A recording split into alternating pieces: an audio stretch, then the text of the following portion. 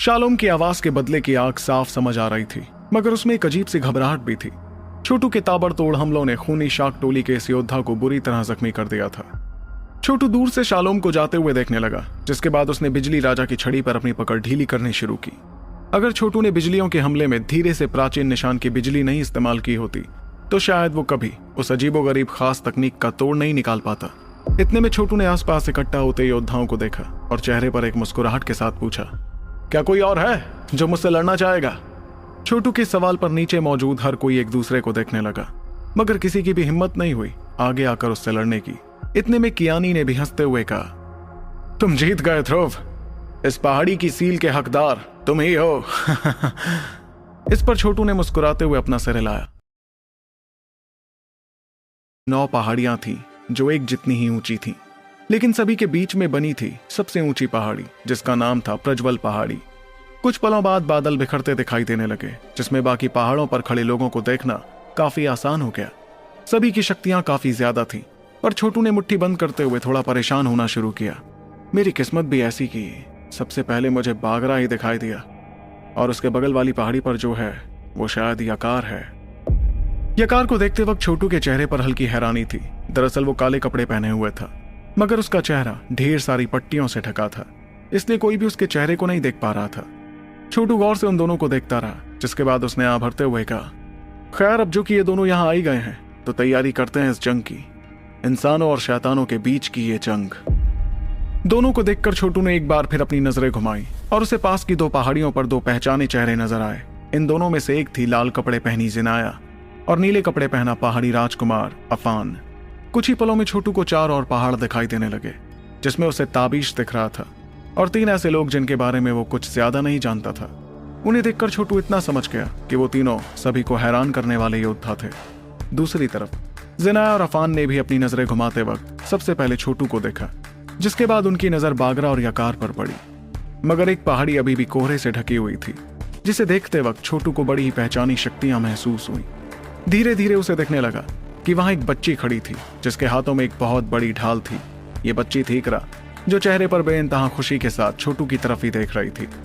इस वक्त इकरा के कपड़े कुछ हद तक फट गए थे, क्योंकि उसका मुकाबला बिल्कुल भी आसान नहीं था। पर छोटू ये देखकर हैरान हो गया कि इकरा की शक्तियां पहले से भी ज्यादा महसूस हो रही थीं। इतना ही नहीं, बल्कि अब तो उसकी शक्तियों में बिना जिंदगी मौत दरवाजे की ढाल के मौत की शक्तियां महसूस होने लगी थीं।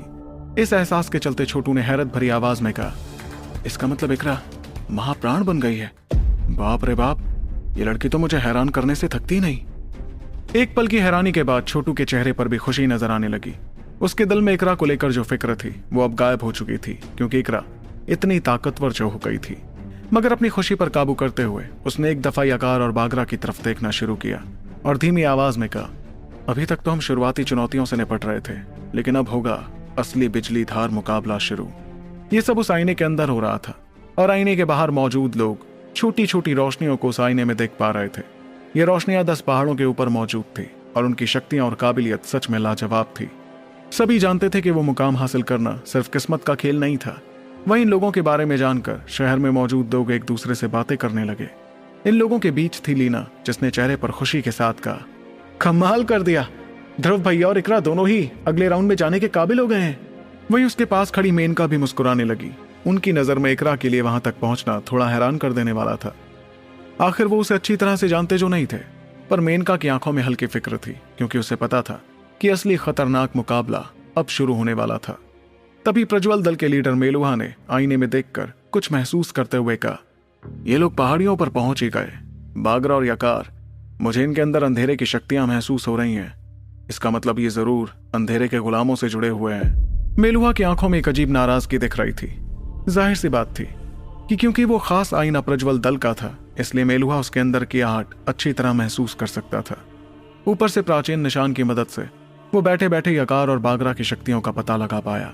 वहीं उसके पास खड़े प्रज्वल दल के बुजुर्ग ने चेहरे पर परेशानी के साथ कहा, ये दोनों कुछ ज्यादा ही ताकतवर है, पता नहीं जिना और अफान मिलकर इन्हें हरा पाएंगे या नहीं।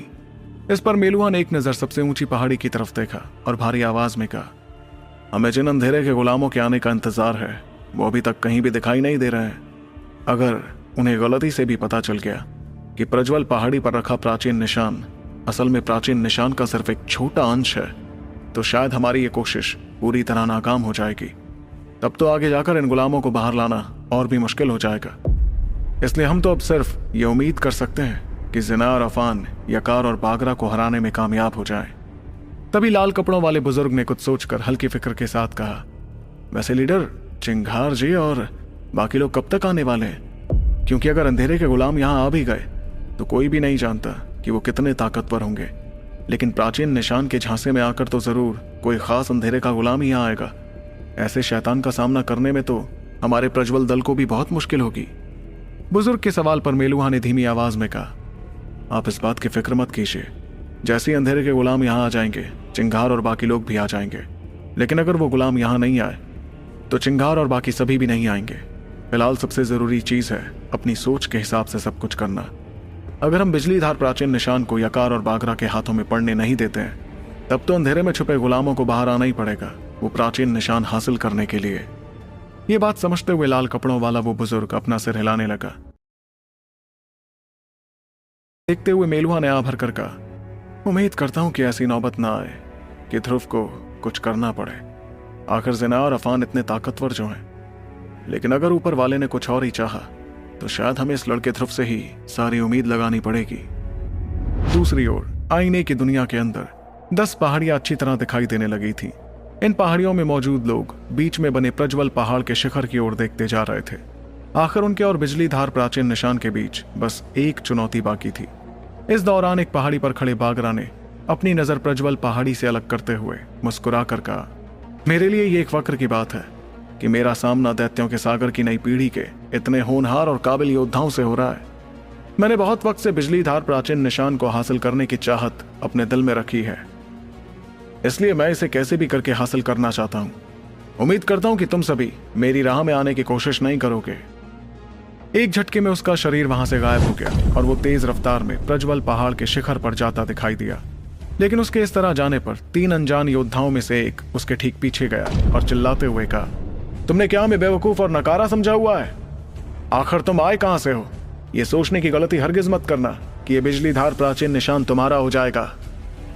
उस आदमी की मौत की शक्तियां भारी तादाद में बाहर निकल रही थी, जिसके साथ उसने बागरा पर हमला कर दिया। लेकिन बागरा ने जब उसके हमले को अपनी तरफ आते देखा तो उसके चेहरे की मुस्कुराहट और ज्यादा बढ़ गई। बागरा ने खुद को उस हमले से बचाने की कोशिश ही नहीं की, बल्कि उसने तो उस हमले को अपने शरीर से टकराने दिया। लेकिन बेहद ताकतवर हमले के बावजूद उसके शरीर पर जरा सी खरोच तक नहीं आई। ये देखते ही हमला करने वाले योद्धा के चेहरे का रंग बदलने लगा। उसे कुछ बहुत अजीब महसूस हुआ और वो पीछे हटने लगा। लेकिन इससे पहले कि वो पीछे हटता, अचानक उसके ठीक पीछे बागरा नजर आने लगा, जिसने चेहरे पर खौफनाक मुस्कुराहट के साथ कहा, ऐसा लगता है कि इस दोस्त को मेरे प्राचीन निशान हासिल करने से तकलीफ है। अगर ऐसी बात है तो मुझे तुम्हारे जिंदा रहने से तकलीफ है, इसलिए अब मर जाओ। बागरा की उंगलियों से काले रंग की रोशनी निकल रही थी, जिसके साथ ही उसका हाथ हमला करने वाले के सिर पर पड़ा और उसका सिर एक झटके में तबाह हो गया। उसके सिर के चीथड़े चारों तरफ उड़ गए थे और तभी उसमें से सुनहरी रोशनी निकलकर भागने लगी। ये सुनहरी रोशनी थी उस योद्धा की अंतरात्मा, जिसे देखकर बागरा ने अपने हाथ में उसे कैद कर लिया। कहां जा रहे हो? तुम्हें क्या लगता है कि मैं तुम्हें भागने दूंगा? ये कहकर उसने एक झटके में वो अंतरात्मा निगल ली, जिसे देखकर बहुत से योद्धाओं के चेहरों की रंगत बदलने लगी। उन्हें समझ नहीं आ रहा था कि आखिर कोई महाप्राण बागरा के सामने इतना कमजोर कैसे हो सकता था। तब बागरा ने सभी की तरफ देखकर कहा, और कोई है जिसे मेरे प्राचीन निशान हासिल करने से तकलीफ है? इस सवाल के दौरान उसके चेहरे पर अजीब सी मुस्कुराहट थी, जैसे वो अगले योद्धा को और बुरी मौत देने वाला हो। वहीं उसके सवाल पर किसी ने भी कोई जवाब नहीं दिया तो बागरा मुस्कुराकर आगे बढ़ने लगा। इस दौरान छोटू ने गुस्से में अपनी मुट्ठी कसनी शुरू की और उसके हाथों में बिजली छड़ी मुकाबले के लिए तैयार हो गई। पर जैसे ही वो आगे आने वाला था, अचानक दूर से लाल रंग की परछाई बागरा के पास जाने लगी।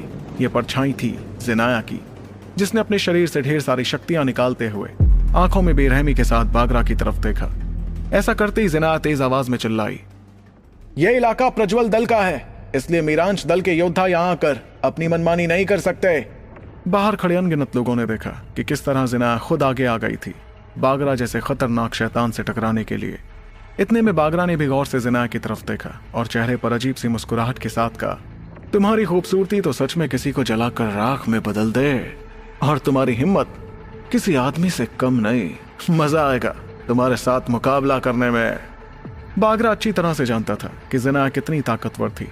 ऐसे में मुकाबले के दौरान बागरा शायद उसे एक झटके में नहीं हरा पाता, पर उससे कुछ देर तो उलझा ही रहता। फिलहाल बागरा के लिए अगर कोई काम सबसे जरूरी था तो वो था बिजली धार प्राचीन निशान को हासिल करना। उस जगह से थोड़ी दूर काले कपड़ों वाला एक लड़का धीरे धीरे आगे आने लगा। उसका पट्टियों से ढका चेहरा काफी रहस्यमयी लग रहा था और आगे आते वक्त उसके शरीर से बेहद खतरनाक शक्तियां महसूस की जा सकती थीं। ये योद्धा था यकार, जिसके आगे आते ही नीले रंग की रोशनी हंसते हुए उसके ठीक सामने आ गई। उस हंसी के साथ ही सुनाई दिया, माफ करना दोस्त, लेकिन इन दोनों की लड़ाई में तुम्हें बीच में नहीं आना चाहिए। यकार ने जब अफान को अपने सामने आते देखा तो उसने बड़ी ही अजीब खराश से भरी आवाज में कहा, तुम मेरी बराबरी कर ही नहीं सकते हो। लेकिन अफान के चेहरे पर उसकी धमकी से कोई फर्क ही नहीं पड़ा, बल्कि उसने तो अपने शरीर से सफेद रंग की रोशनी बाहर निकालनी शुरू की, जिसके साथ उसने कहा, अगर टकराओगे ही नहीं तो तुम्हें पता कैसे चलेगा ये मैं तुम्हारी बराबरी कर सकता हूं या नहीं। इस नजारे को देखकर थोड़ी दूर खड़े बागरा ने हंसते हुए कहा, लगता है कि बिजली धार प्राचीन निशान को हासिल करने के लिए लड़ाई तो करनी ही पड़ेगी। कोई बात नहीं, मैं इसके लिए भी तैयार हूं। अफसोस कि मुझे तुम्हें खत्म करना पड़ेगा ज़नाया। उसकी इस बात पर ज़नाया ने आंखों में बेरहमी और हल्की नाराजगी भरी मुस्कुराहट के साथ कहा, तुम्हारी काबिलियत ही नहीं है मुझे खत्म करने की। ध्रुव, ध्यान देना कि कोई और बिजली धार प्राचीन निशान के पास ना जाए। ये सुनकर छोटू हामी भरते हुए अपना सिर हिलाने लगा, क्योंकि वो भी जानता था कि कुछ ही पलों में एक बहुत बड़ी जंग होने वाली थी। वहीं ज़नाया की बात पर बागरा ने भी अपनी नजर छोटू की तरफ करते हुए उसका मजाक उड़ाकर कहा, हाँ ध्रुव, ध्यान से सुनना इसकी बात को।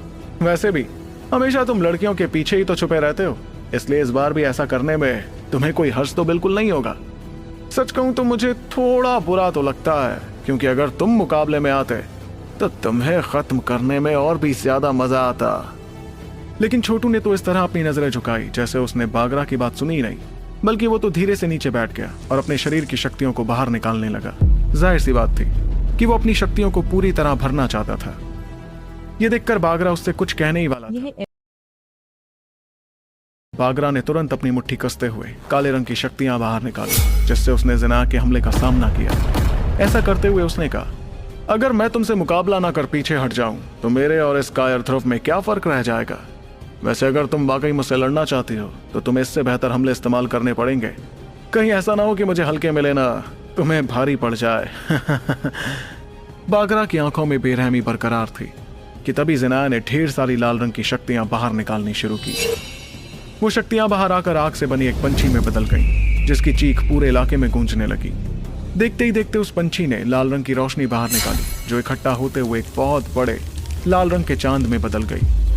उस चांद में आग लगी हुई थी, जिस वजह से वो देखने में बड़ा ही खतरनाक लग रहा था। सभी जानते थे कि यह हमला ज़नाया के ताकतवर हमलों में से एक था। तभी ज़नाया के इशारे पर वो लाल रंग का चांद तेज रफ्तार में आगे बढ़ने लगा और बागरा से जाकर टकराने लगा। वहीं उस हमले को अपनी ओर आते देख बागरा ने हंसकर कहा, क्या बात है, अब मजा आएगा इस मुकाबले में। तो क्या होने वाला इन रोमांचक मुकाबलों का अंजाम और कैसे रोक पाएंगे छोटू और बाकी लोग यकार और बागरा को, या फिर बिजली धार प्राचीन निशान की सच्चाई आ जाएगी सामने, जानने के लिए आपको सुनना होगा दी one and only RJ Revansh के साथ सुपर योद्धा, सिर्फ आपके अपने पॉकेट एफएम पर।